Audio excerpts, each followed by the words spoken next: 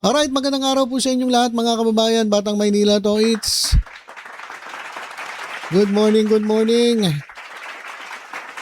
Sa bago ang lahat, gusto ko lang i-shoutout si Mr. Bong Gomez. Nakita po kami sa isang kainan dyan lang po sa Gedli at matagal na raw po natin siyang taga-subaybay. Maraming salamat Sir Bong Gomez sa inyong suporta. At sa lahat syempre ng sumusuporta dito sa Batang Maynila to, it's maraming salamat po sa inyong lahat. Okay, pag-usapan natin itong sinabi ni Ronald Llamas.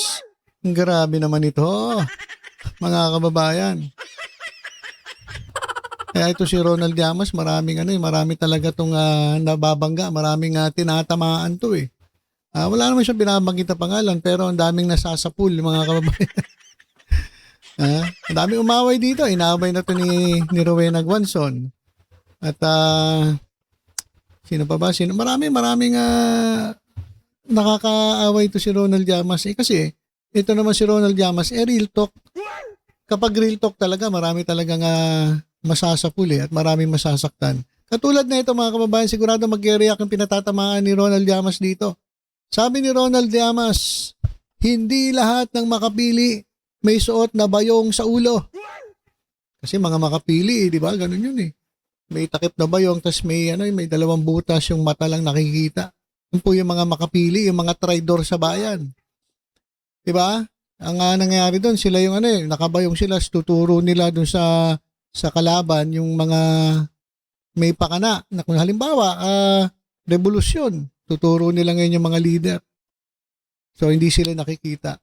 So, hindi raw lahat ng makapili, mga traidor sa bayan, ay may suot na bayong sa ulo. Yung iba, peluka.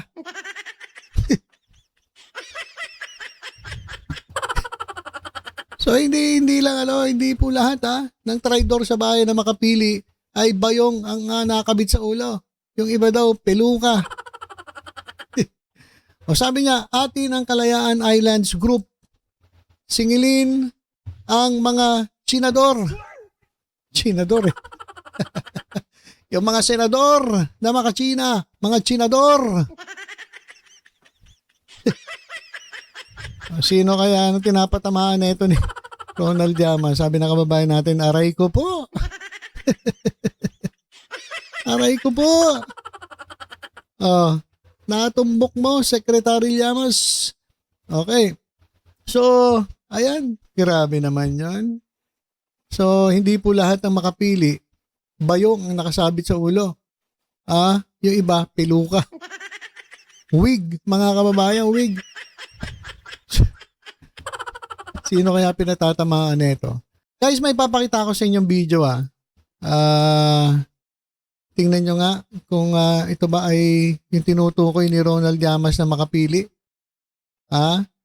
Pakinggan natin muna yung sasabihin nito bago natin desisyonan o mag-comment tayo na eto na nga, malamang ang tinutukoy ni Ronald Llamas na makapili na peluka ang nakabit sa ulo, hindi po bayong. Pakinggan natin to. Ngayon, si Commodore Tariela, I don't know kung alam niya ito o hindi. He does not want to inform the public, including the rest of the members of the armed forces. Kapitan, we swear to the Constitution that we will defend the Constitution, all the laws and orders and regulations. Kapag ka magkakaroon po ng giyera sa pagitan ng dalawang bansa, kayo po ang una na sasagupa dito. Kaya dapat po mas interesado kayo kaysa sa amin. Ano ba talaga ipagpapatayan natin dito? We will offer our lives, including the lives of our children, and to die for it, for something that is not even within our EEZ. Ang gawin natin po para madali, i-give up natin yung KIG. Then, Hoy, teka. Ayun yung ayun yung mabigat dun eh. Ito yung pinag-uusapan sa social media. Sinabi daw ni Marcoleta na i-give up na natin itong KIG. Ano yung KIG? Kalayaan Island Group. O minsan tinatawag nila nga Kalayaan na Group of Islands. Sabi ni Marcoleta, i-give up na natin ang KIG. Maliwanag na maliwanag ha. Ulitin ko lang ha. Ulitin ko para malinaw na malinaw. Pakinggan nyo maigi. Nasasagupa dito. Kaya dapat po mas interesado kayo kaysa sa amin. Ano ba talaga ipagpapatayan natin dito? We will offer our lives, including the lives of our children, and to die for it, for something that is not even within our EEZ. Ang gawin natin po para madali, i-give up natin yung KIG. Ayan ha. I-give up natin yung KIG. Ano ibig sabihin na i-give up? Isuko na natin yung KIG. Ayan, kapag sinabing i-give up, kapag sinabing isuko, ibig sabihin, ipamigay na natin yung KIG. Dahil sabi niya, wala naman daw malinaw na ito ay na-under ng ating EEZ. Exclusive Economic Zone. Sabi ni Marcoleta. Ayan sa kanya natin narinig yan, sa bibig mismo ni Marcoleta. And mako-coordinate na natin lahat. But until and unless nandun yung KIG, wala nga po nasa labas po ng ating exclusive economic zone. Paano po malalagay sa entire West Philippine Sea? Mr. Chair, kaya po yun ang dahilan, hindi po tayo makagawa ng mapa para sana ma-submit na natin. And in our lifetime, we will able to see doon sa entire stretch ng South China Sea, lalabas doon ang West Philippine Sea. Tingnan po ninyo yung mapa ng mundo ngayon, Kapitan. Ang nakalagay South China Sea. Hindi ibig sabihin sa China lahat yon. But in the entire expanse of that body of water, nandun yung EEZ ng Vietnam, EEZ ng China, EEZ ng Malaysia, EEZ ng ating bansa. Nandun sa South China Sea. Pero tayo, ang gusto natin, imbes na EEZ lang, theoretically ang nandun, gusto nating ilagay yung West Philippine Sea. That's good. Gusto ko rin naman yun. Gusto ko rin naman sa ating lifetime, makita ko rin naman yung West Philippine Sea na ma-drawing doon. How can we do that? There are procedures and steps to do that. Gagawa nga tayo ng mapa eh. Paano ka gagawa ng mapa? I-include mo yung KIG. Hindi po pwedeng mangyari yun. Lalaban lahat sa iyo mga bansa. Because you are appropriating the high seas. Itong napakadaling intindihin, hindi ko maintindihan kung bakit ayaw intindihin nung lahat ng may concern dito. Lalong-lalo na po kayo. Dapat nalaman nating lahat ito. It is the responsibility of Commodore Tariela to explain this to our people. Meron pong diferensya eh. Hindi po kukunti ang diferensya, Kapitan. Why? The distances are fixed. We cannot move in all these features into the EEZ. Sana mailipat sana natin. Ang Diyos lang makakagawa nun. Paano mo ililipat yung mga features na yun para ilagay dito sa lahat ng EEZ natin? We cannot do that. Pagkatapos pag mayroong nagsasabi ng ganito, Kapitan, si Marcoleta pro-China. Hindi po. I have been always for this country. And I will always be. Pero hindi natin po pwede pagtalunan lang natin salitaan, megaphone diplomacy. Kaya tanong ko po sa inyo kanina, what economic benefits can we gain from this? What strategic motive can we gain from this? Ngayon, si Commodore Tariela, I don't know kung alam niya ito o hindi. He does not want to inform the public, including the rest of the members of the armed forces. Kapitan, we swear to the Constitution that we will defend the Constitution, all the laws and orders and regulations. Kapag ka magkakaroon po ng giyera sa pagitan ng dalawang bansa, kayo po ang una nasasagupa dito. Kaya dapat po mas interesado. Okay. Umulit na pala, umulit. So yan mga kababayan ang gusto mangyari ni Marcoleta ay i-give up na itong Kalayaan Group of Islands o KIG. Ito yung senador na nagsasabi na siya ay makabayan pero handa niyang i-give up ang parte ng teritoryo ng Pilipinas. Ito nga ang Kalayaan Group of Islands. Kaya marami ngayong bumabatikos dito kay Marcoleta eh. Ang dami pong bumabatikos sa kanya ngayon. At ito, total, binabanatan niya si Commodore Tariela. Ito mga kababayan, inimbitahan mismo ni Commodore J. Tariela si Senador Marcoleta na sumama sa Maritime Domain Awareness Flight ng ahensya sa Kalayaan Group o Kalayaan Island Group.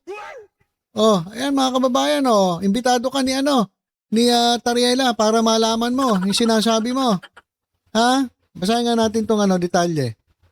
Ito mga kababayan, detalye, Inimbitahan ni Commodore J. Tariela, spokesperson ng Philippine Coast Guard sa West Philippine Sea, si Senador Rodante Marcoleta na sumama sa Maritime Domain Awareness Flight ng ahensya sa Kalayaan Island Group.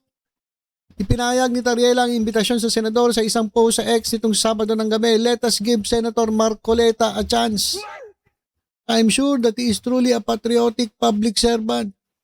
Pwede nga. Patriotic public servant ba yun na handang i-give up itong ating karapatan dyan sa KIG? Who can stand for our rights in the West Philippine Sea? Sabi ni Tariela. I suggest that the good senator join the MDA flight to the Kalayaan Islands Group in the future. Ang imbitasyon ay kasunod ng mungkahi ni Marcoleta sa padinig ng Senado na i-give up na lamang ang Kalayaan Islands. Dinipensa naman ng Senador ang kanyang pahayag na anya'y ina-abbreviate ang konteksto. Handa naman umano si Tariela na asikasuhin ang flight para sa Senador. He does not have to worry. I can arrange it and I would be happy to join this operation as well. I am sure that the people of Pag-asa will be happy to welcome you. Senator Marcoleta, sir. Ayan. Hindi ko alam kung talagang papuri kay Marcoleta o pang-aasar. Marcoleta, imbitado ka raw ni Tariela, puntahan nyo raw yung Kalayaan Island Group para makita mo kung kanino talaga yon. Ito nga mga kababayan, binanatan siya ni Lito Atienza.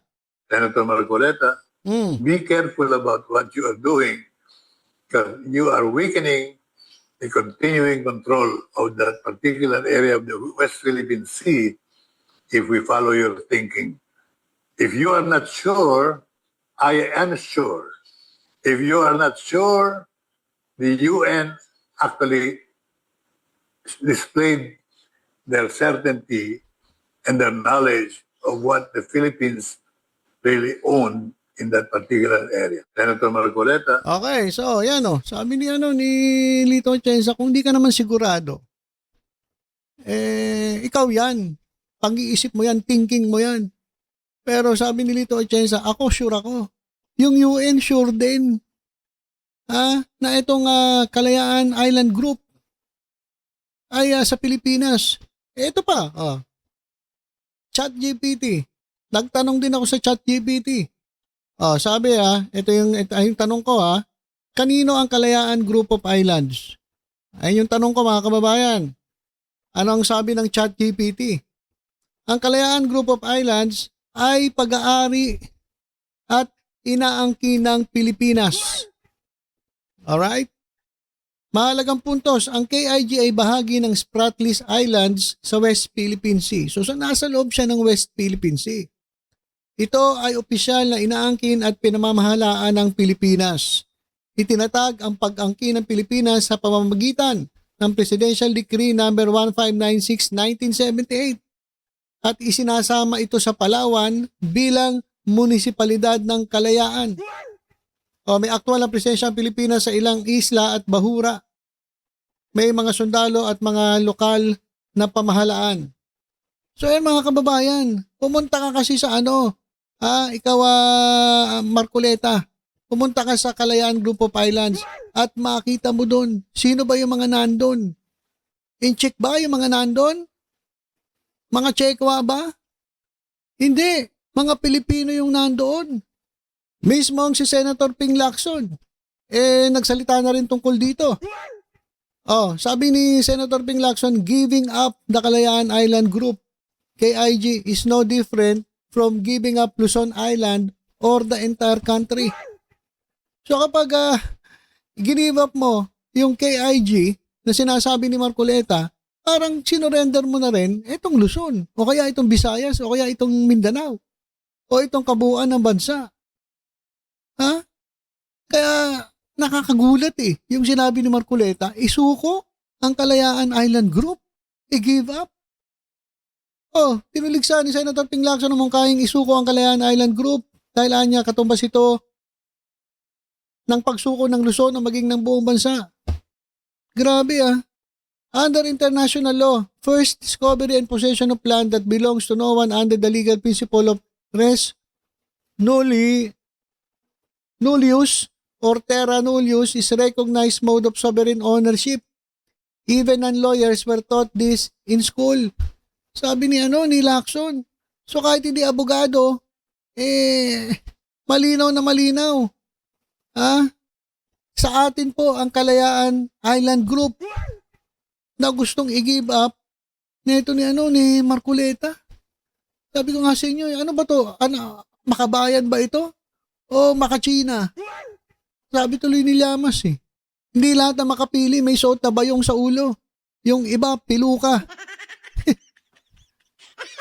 Atin ang Kalayaan Island Group, singilin ang mga tsinador. Ang kapal na mukha. Talaga nagsasalita pa na siya yung makabayan? Tapos i-give up mo yung malinaw na pag-aari ng Pilipinas? Aba. Pwede nang tayuan ng rebulto to si Marco China tuloy. Itong gusto i-give up itong Kalayaan Islands, pwede na tayuan ng rebulto ito. O saan itatayo yung rebulto? O sabi dito sa post sa Facebook, karapat dapat lang napatayuan ng statwa sa Beijing si Mao Cheleta. Sari-sari na tuloy yung pangalan eh. Patayuan ng statwa sa Beijing si Mao Cheleta, katabi ni Mao Zedong. Ito yung statwa ni Mao Zedong. Tayuan daw ng ng statwa ni Mao Cheleta. Ayan mga kababayan tabayan daw ng ito si Mao Zedong, itabi daw si Mao Cheleta. Marami na nabibisi talaga dito kay Mao Cheleta. Mao Cheleta eh. Wala na mga kababayan eh. Ito, 9 Judas line Alam nyo ba yung 9 Judas line? Pag-usapan natin yan minsan. Pero ito muna, unahin muna natin to si Mao Cheleta. Pwede nang tayuan to eh. Dahil sobra naman halatang halata ka naman Marcoleta. At ito, tingnan ninyo. Isa pong UP professor, si Professor J. Batumbakal, kinundi na ang tahasang pahayag ni Marcoleta na i-give up ang Kalayaan Group of Islands o KIG sa China. Sabi ni Professor, kinikilala na nga ng lahat, tapos sasabihin mo, pamimigay mo, anong klaseng kahibangan yan? Daming nagagalit. O Marcoleta na hibang na pro-China, Marcoleta ayan, halos. Marami po nagagalit eh.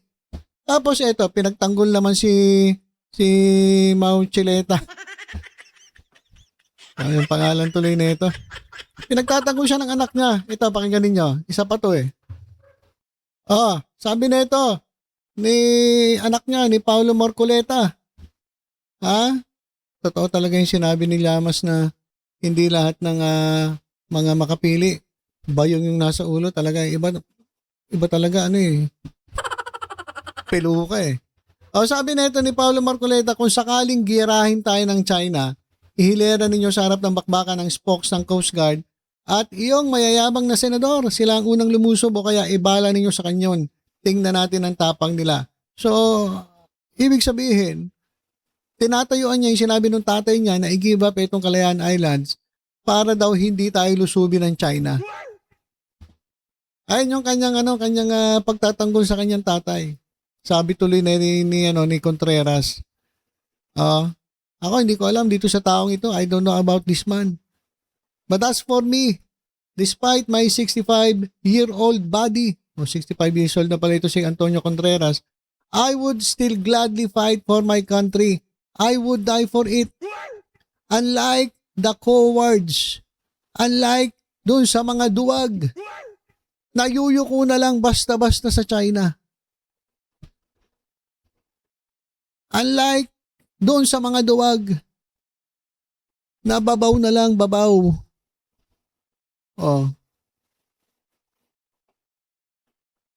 Doon sa gustong umangkin dito sa Kalayaan Islands. Grabe. Ang daming nag-react talaga dito sa mga pinagsasabi ng mga Marcoleta. Yung Mau Chelek,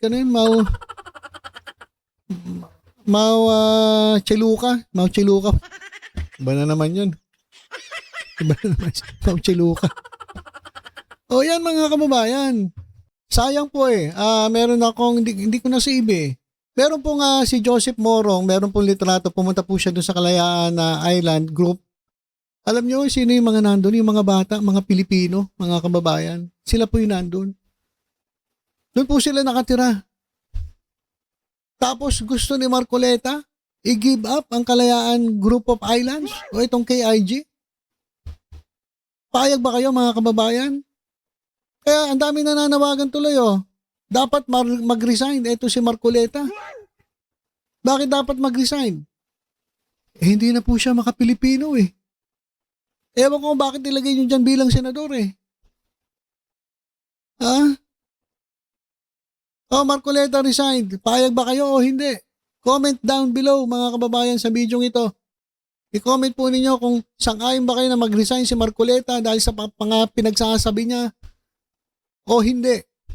Mga DDS, sige, ipagtanggol nyo si Marcoleta. At doon sa mga gusto mag-resign si Marcoleta, sige, sabihin ninyo kung ano ang hinanaing ninyo. Ano masasabi nyo dito sa gusto mangyari ni Marcoleta? Walang iya. Ibang klase. Namimigay ng island. Aba. Start na kayo magpapirma. Pipirma ako. Sabi ng ating kababayan. Marcoleta, low rank lawyer. Sabi nga ni Justice Carpio na-discuss din natin yan. Na ito si Marcoleta ay mababang uri ng abogado. Sabi mismo ni Justice Carpio, tumahimik si Marcoleta noon hindi siya sumabat Siguro tanggap niya. Isang low rank lawyer, mababang uri, pinakamababang uri ng abogado, sabi ni Justice Carpio. Ang mahirap dyan, baka may hidden agenda at hidden wealth noon pa nung panahon ni PRRD. Hindi natin alam. Pero magtataka tayo Magtataka talaga tayo, bakit gano'n ang pananalita ni Marcoleta? Sa kahayagan niyang sinasabi sa mga Pilipino. I-give up natin ang Kalayaan Group of Islands. Mga Pilipino yun nandun. Kahit ChatGPT, alam kung sino nagmamay-ari. Si Ping Lacson, alam din. Ang dami nagsasabi. Tapos itong mga duwag na gusto lang magbaw ng baw sa China, sumunod sa gusto ng China. Itong mga duwag, sabi nung isang nag-comment o nag-post, wala. Baka giyarahin daw tayo ng China pag di natin binigay yung Kalayaan Islands. Kaya nga Kalayaan malaya. Tapos ibibigay mo, susurrender mo doon sa gustong umangkin. Napakawalang hiya naman. Kaya totoo sabi ni Ronald Llamas dito tayo nagsimula, dito tayo magtatapos. Hindi lahat na makapili may suot na bayong sa ulo. Yung iba, peluka. Sa English po, wig. Atin ang Kalayaan Islands Group. Singilin ang mga tsinador. Aray ko po. Sabi ng ating mga kababayan. So, yan lamang po mga kababayan ang ating pag-usapan sa ngayon. Grabe talaga to. Grabe. Obvious na obvious. Halatang halata. Talagang